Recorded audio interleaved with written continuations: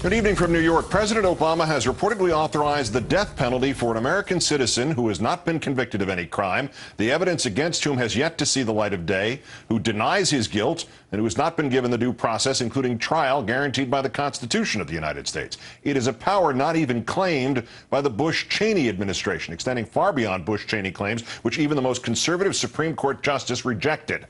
Our fifth story tonight, the New York Times and Washington Post confirming specifics of a story that's been simmering for months now. The White House has authorized U.S. counterterrorism operatives to kill Anwar al-Awlaki, Muslim cleric and American citizen born in Las Cruces, New Mexico in 1971, even if he is found far away from any combat zone.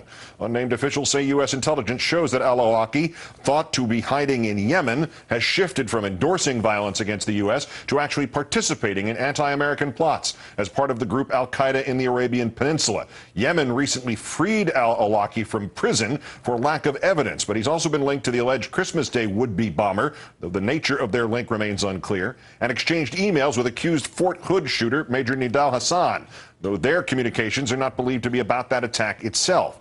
Also linked to two 9/11 hijackers, and the 9/11 Commission said there was not evidence to prosecute him. U.S. citizens have been killed in previous anti-terror strikes, but a former top Bush legal official told The Times he knew of no instance when Mr. Bush specifically approved a U.S. citizen for targeted killing.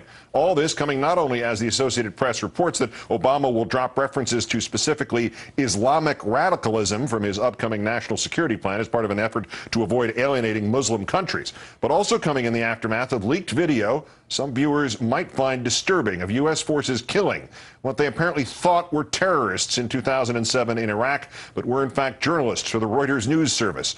A spokesman for CENTCOM today telling the Plumline blog that it does not dispute the video's authenticity, but may not be able to find the official copy with which to confirm it. Military officials tonight telling NBC News this case is closed. The other is not. Let's bring in former CIA Special Agent Jack Rice on all of this. Jack, thanks for your time tonight. Great to be with you, Keith. We missed 9/11. We missed Iraq's lack of WMD. We missed the warning signs at Fort Hood. We missed Abdul Muttalib. In that last video, we couldn't tell the difference between reporters and insurgents and guns and cameras. But we're sure enough about Anwar al-Awlaki for the president to say, put a gun to his head and kill him. Yeah, that's pretty much it. We also missed the fall of the Berlin Wall. We missed the fall of the Shah in Iran. How's that Vietnam thing going for you? I mean, that's the big problem. What we get are a lot of people saying, oh, yeah, we absolutely know. But if we look back over the last 20 or 30 years, we have heard that again and again and again, what we know and what we don't know. But the problem is we end up finding out later it was nowhere near the truth. What kind of intelligence would we have to have on al-Awlaki, and how confident would we have to be in that intelligence? In my mind, because this is an American citizen, we need to think of it like one of our family members. We need to think of it like one of our neighbors down the street. This is an American. You don't allow the U.S. government to unilaterally say, no, we're not going to just kill somebody, and if they're an American who happens to be near it, that's one thing. This is literally targeting the Americans specifically and killing them. This cannot be done in this way. This is truly an extraordinary shift. It really highlights, by the way, that this isn't just a left or right, Republican versus Democratic problem. This is something else altogether. Now, it's different, is it not, to say this than to say, all right, we try to capture him in some way, and it doesn't go right, and he resists, we corner him, and in trying to escape, he's shot. I mean, those things could be dicey circumstances, but those things have happened before. That's separate from this, correct?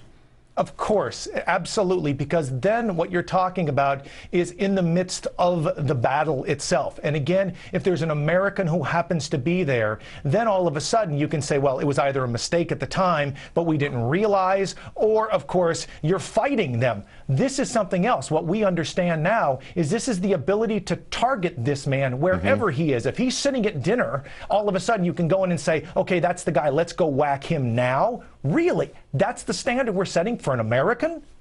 Let's push the precedent here that would be set to its extreme. What is to stop a future administration from using that magic word terrorism to order that other American citizens should be killed for criticizing the government? Well, I think that's the biggest question of all here, because what we have to do is think very big picture, whether you trust this government, this president, the last one, or the next one. The problem is we have already seen from the Bush administration their willingness to use the term terror and terrorism to justify warrantless wiretaps, torture, Guantanamo, and so many other things that were unconstitutional. And now you look at this and say, well, if we just slap terrorism on it, we can ignore 200 years of jurisprudence. And then there's the devil's advocate question. Assuming al-Awlaki is guilty and is actively trying to kill Americans, not just advocating that, which is apparently what he started at, but actually involved. Is this not exactly what the Obama administration should be doing? Absolutely. Again, assume is really the effective word here. We have to be able to make that call. We're not talking about wrapping him in a warm blanket and rocking him like a young child. We're talking about knowing what we're doing and ensuring that when we make a decision, it's the right one. And that's what you and I are discussing right now. Jack Rice, former special agent with the CIA. Great thanks for your time tonight, and all of it very cogently put, sir. Thank you. Thank you, Keith.